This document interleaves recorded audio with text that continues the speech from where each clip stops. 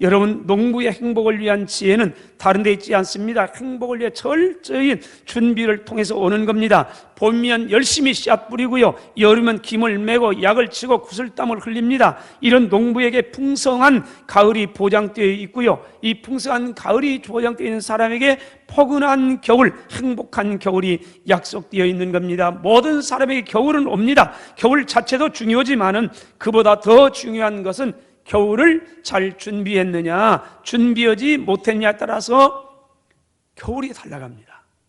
준비하지 못한 사람에게 있어서는 겨울은 그야말로 혹독한 겨울입니다. 그러나 철저히 준비한 사람에게는 혹독한 겨울이 아니고 포근한 겨울입니다.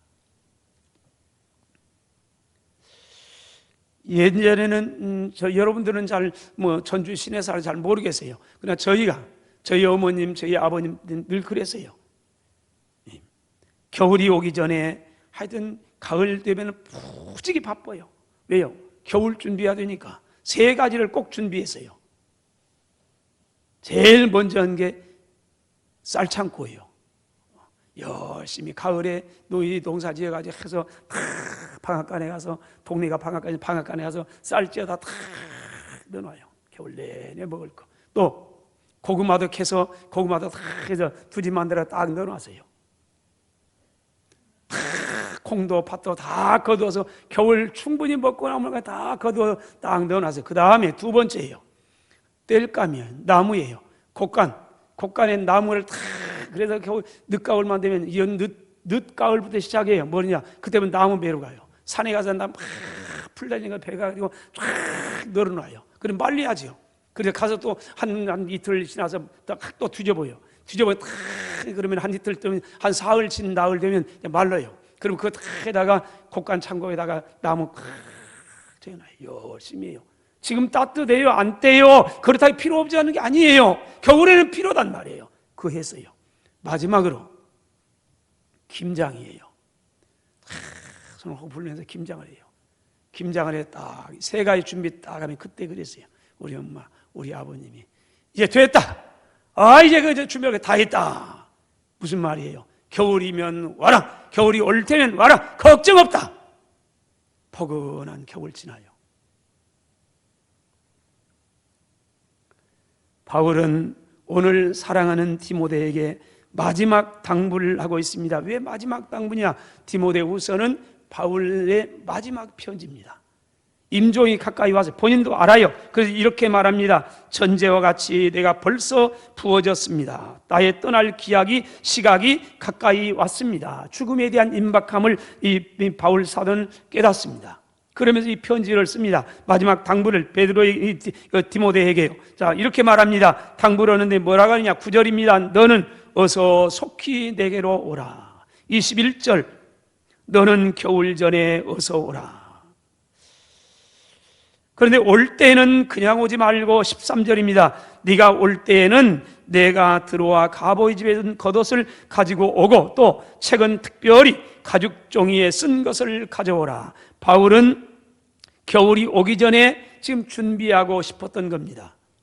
겨울이 지금 다가오고 있는 걸 보면 인생의 겨울이, 계절적인 겨울이 다가오고 있는 걸 보면서 준비하고 싶었습니다. 그래서 준비를 하는데 2가지를 말합니다. 하나는 육신의 것을 잘 준비하라는 겁니다. 내가 올 때에는 들어와 가보의 집에 둔 겉옷을 가지고 와라. 잘못하면 유치한 거 아니에요? 아니, 하나님 말씀을 받아 쓰면서 이 디모데에게 말씀을 주면서 옷 가지고 와라? 겉옷 하나 가지고 와라?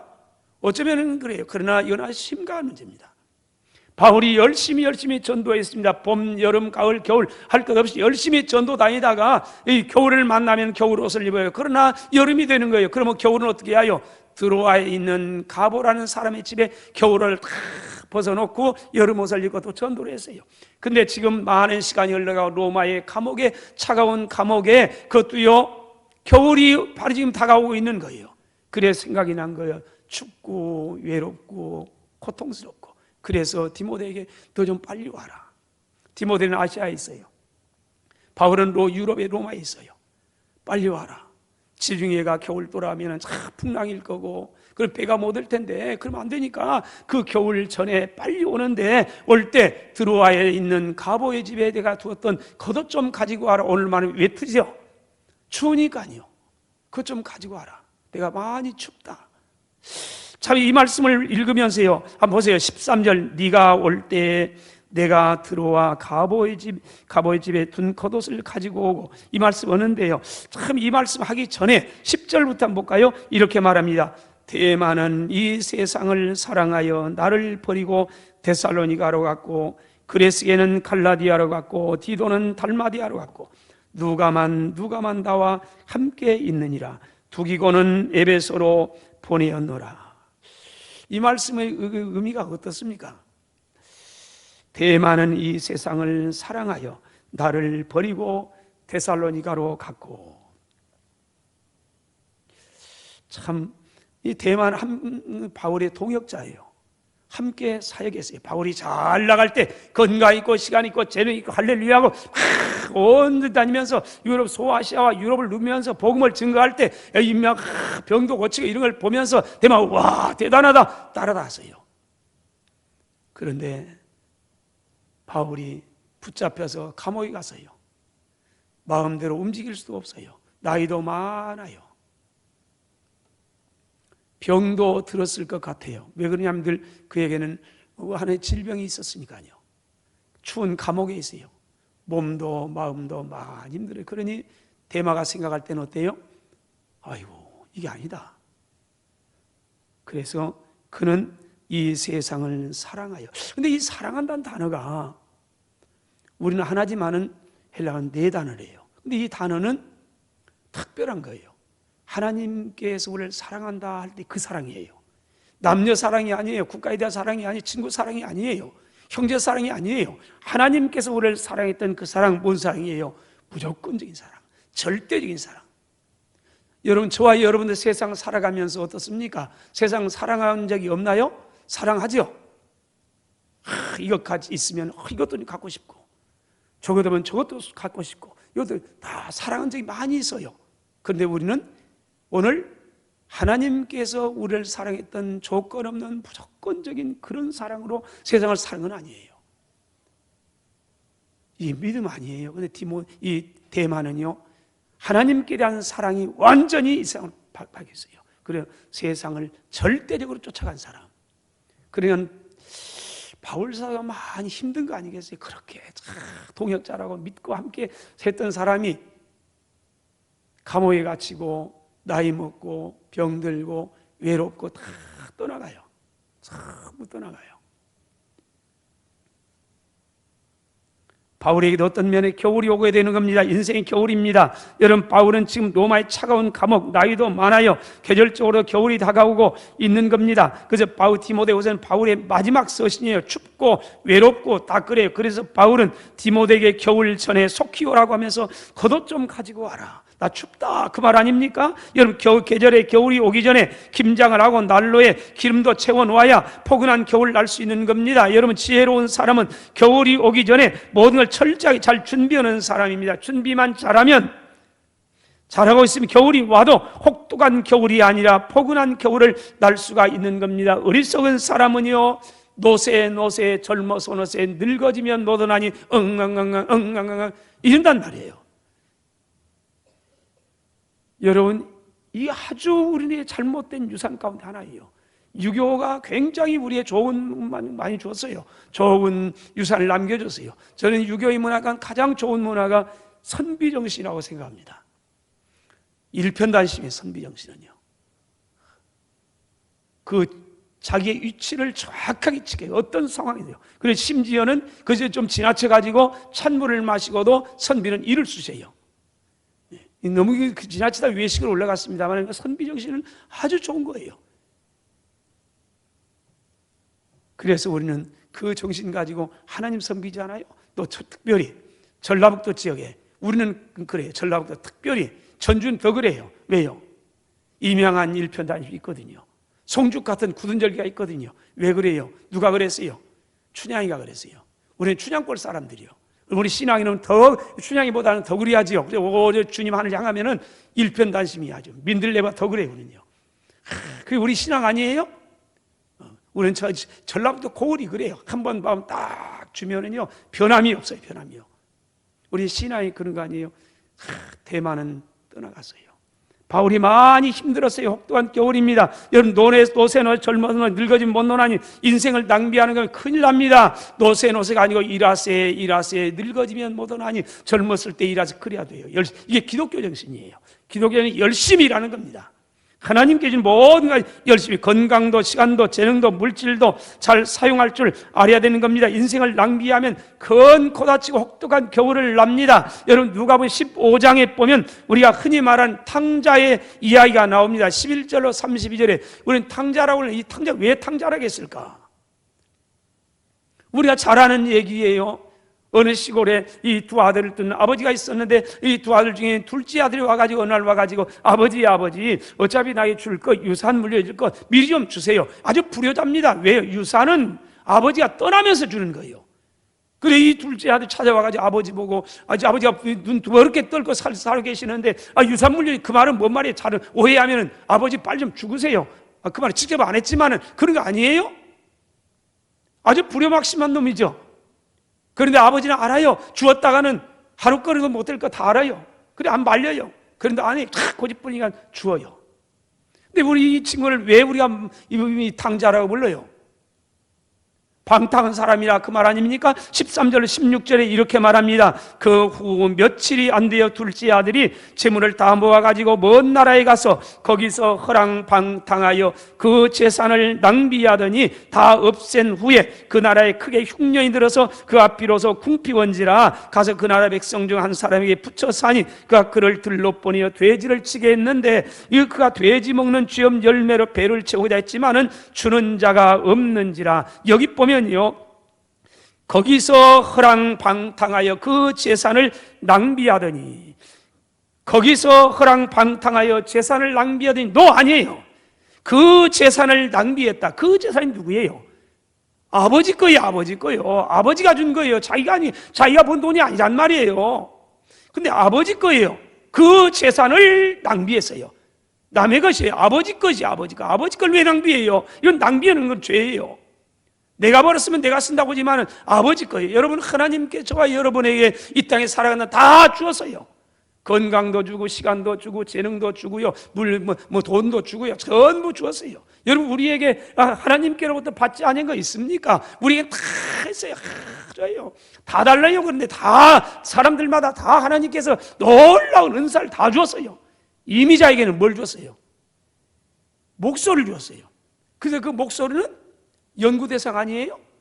옛날에 그랬어요. 지금은 모르겠습니다만 옛날에 이미자 목은 다음에 규정해가지고 목을 연구할 수 있도록 이렇게 줬다고 했어요. 하여튼 얼마나 노래 잘하더니 그 이미자만 못 쳐요. 동백 아가씨 그러기 뭐냐 꼼짝 다 은혜 받아요. 아니, 은혜 받는다는 게 이상합니까? 하여튼 그래요. 여러분, 인생에 늙어마하게 혹독한 겨울 당하지 않습니다. 잘 준비하면요, 여러분 포근한 겨울을 살아갈 수 있습니다. 여러분, 두 번에 사는 여러분, 인생의 겨울을 여러분 잘 준비했나요? 먹을 것, 맛있게 입을 것 잘 준비하여. 이거야 노후가 평안해지가요. 그럼 노후가 힘들어가요. 겨울 만나요.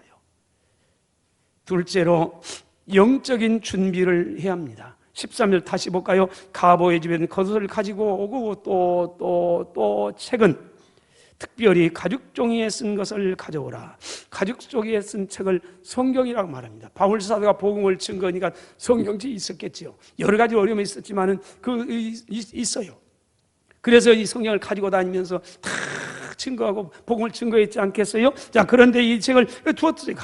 이 겉옷을 둔 그 집에, 이 들어와 있는 가보의 집에 이걸 두었어요. 그리고 이 책을 가지고 와라. 성경을 가지고 와라. 여러분, 인생이 뭐예요? 인생이 힘들 때, 고달플 때 하나님 말씀이 우리의 생명이 되고 능력이 되고 힘이 된다는 겁니다. 위로가 된다는 겁니다. 하나님 말씀을 잘 준비하라는 겁니다. 인생의 겨울이 오면 그때는 준비해야 준비할 수가 없어요. 저희가 늘 그랬어요. 학교 다닐 때 교수님들이 오면은 늘 그래요. 지금 학생 때 성경 많이 읽으세요. 성경 많이 읽으세요. 목사 되면 성경 읽을 시간이 없어요. 우리가 웃었어요. 아니 목사는 맨날 성경이나 봐야지 할 것도 못했을 텐데 뭐 성경이나 볼 텐데 무슨 우리는 지금 이거 공부해야지 이거 내버려야지 뭐 해야지 이거 얼마나 바쁘 죽겠는데 속도 모르고 교사님이 뭐 지금 성경을 어떻게 읽으냐고. 근데 지금 생각하니까 그 말이 진리요. 학교 다닐 때 성경 읽어놓은 게 지금 써먹어요.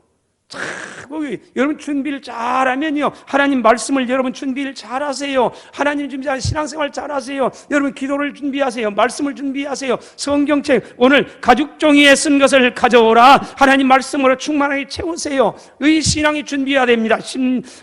전도서 12장 1절 2절입니다. 너는 청년의 때 너의 창조주를 기억하라. 그러면 이어서 말합니다. 청년 때가 언젠가? 곧 곤고한 날이 이르기 전에. 여기 대조를 시켜요. 청년의 때와 곤고한 때를요. 청년의 때만 있는 게 아니라는 겁니다. 청년 때가 있습니다. 그러나 청년의 때만 있는 게 아니고 청년의 때가 지나면 머지않아 곤고한 때가 온답니다. 그래서 말합니다. 곧 곤고한 날이 이르기 전에 창조주를 기억하세요. 나는 아무 낙이 없다고 할 애들이 가깝기 전에 창조주를 기억하세요. 해와 달과 별들이 어둡기 전에 창조주를 기억하세요. 아니 이 말씀을 읽으면서 해와 달과 별들이 어두워진다. 그 말씀이 여러분 믿어집니까? 해와 달과 별들이 어두워져요. 그때가 온대요. 우리에게도 온답니다.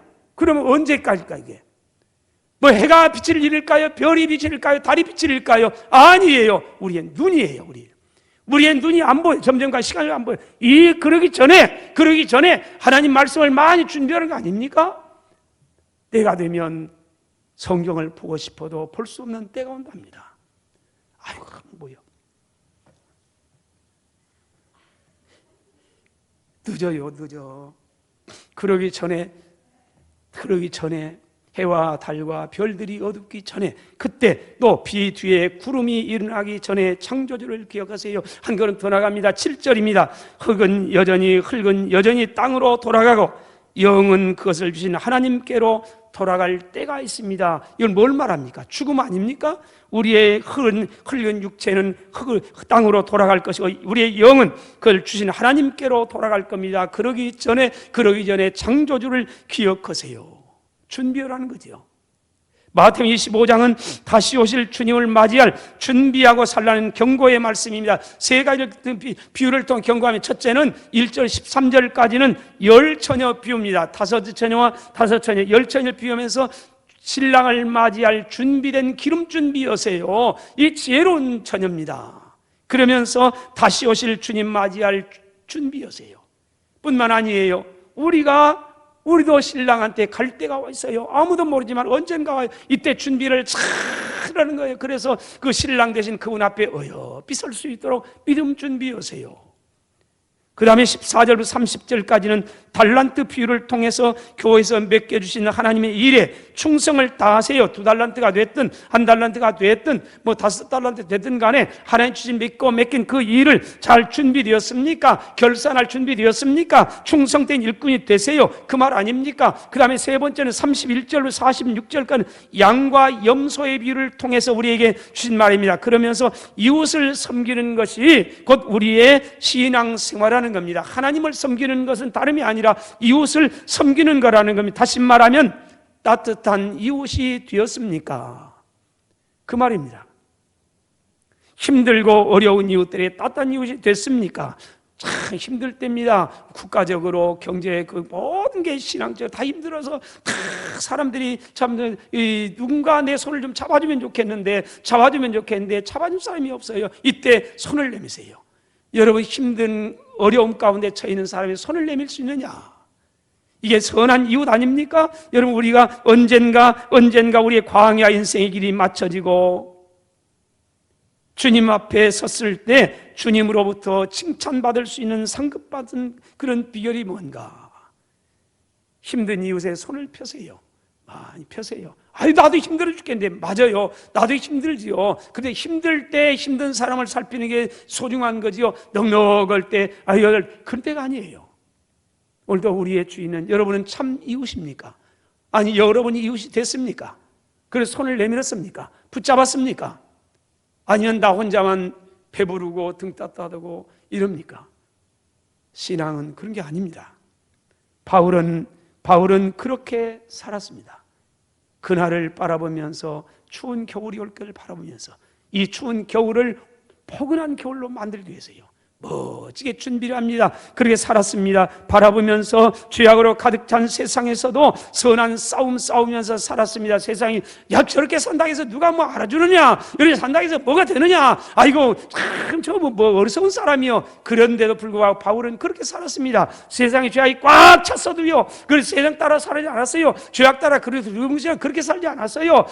끝까지 선한 싸움을 멋지게 싸워서 물론 힘들었습니다. 어려웠습니다. 그렇지만은 선하신 주님과 함께 살았기 때문에 선한 싸움 싸우면서 행복했습니다. 믿음 생활입니다. 주님께서 믿고 맡겨주신 이 전도의 사명을 잘 감당했습니다. 그리고 인생 지금 종착지에 거의 다가왔습니다. 다시 봅니다. 전엔제와 같이 내가 벌써 부어지고 나의 떠날 시각이 가까이 왔도다. 세상 떠날 시간이 가까이 왔어요. 죽음의 때 가까이 와서 바울은 느껴요. 알아요. 그러면서 그럼에도 불구하고 나는 여기까지 사명의 길을 잘 달려왔습니다. 그리고 끝까지 믿음을 잘 지켜왔습니다. 그러면서 믿음으로 살았습니다. 그리고 죽음을 앞두고 당당하게 인생을 고백하고 있습니다. 디모데후 4장 7절로 8절입니다. 나는 선한 싸움을 싸우고 나의 달려갈 길 마치고 믿음을 지켰습니다. 믿음을 지켰습니다. 참, 이 말씀이 일생을 잘 고백한 거 아니에요? 힘들지 않았다는 거 아닙니다. 고난이 없었다는 거 아닙니다. 아니 오늘도 지금도 바울은 로마의 감옥에, 차가운 감옥에 고통받고 있습니다. 그럼에도 불구하고 그런 멋진 삶을 고백합니다. 나는 선한 싸움을 싸웠습니다. 내 인생에 달려갈 길을 다 마쳤습니다. 그리고 힘들었지만은 끝까지 믿음을 지켰습니다. 이제 우리는 한 가지 남았습니다. 한 가지 남았습니다. 나는 이렇게 살았는데요. 나머지 한 가지가 남았습니다. 그게 뭐냐? 이제 후로는 나를 위하여 의의 면류관이 예비되었습니다. 주 의로우신 재판장 되시는 그분이 나에게 주실 겁니다. 아니, 이 의로운 재판장이 나뿐만 아니라 나처럼 힘든 세상이지만은 선한 싸움 싸우고 맡긴 사명을 위해 열심히 달려가고 믿음을 지킨 사람은 이 끝날 주님이 오실 때 이 사람들을 위해 의의 면류관을 다 준비해 놓으셨습니다. 인생의 죽음이라는 겨울을 잘 준비했던 바울에게 죽음은 혹독한 심판의 날이 아니었습니다. 주님으로부터 영광의 면류관 받은 포근한 겨울이었습니다. 기대되어지고 사모되어지는 그런 날이었습니다. 죽음이라는 게요. 여러분, 그러나 이 준비되지 못한 사람은 죽음은 큰 심판입니다. 두려움입니다. 잘 준비된 그리스도인들은 주님이 세상을 심판하기 위해 다시 오실 때 영광스러운 축복의 날이 될 것입니다. 그러나 세상은 혹독한 심판 날이 될 것입니다. 우리가 준비되었느냐? 여러분, 말씀을 준비하세요. 기도를 준비하세요. 평안할 때 그때가 기도를 준비할 때입니다. 막상 환난 닥치면 기도하고 싶어도 기도할 수 없을 때가 올 겁니다. 그러기 전에 건강 있을 때, 시간 있을 때, 젊음이 있을 때요, 좋은 환경이 있을 때 그때 기도도 많이 준비해 놓으세요. 기도는 그냥 흘러보내는 게 아니에요. 다 쌓인데 하나님 날 쌓여요. 그래서 우리가 그 기도에 힘을 내고 계속 공부한다.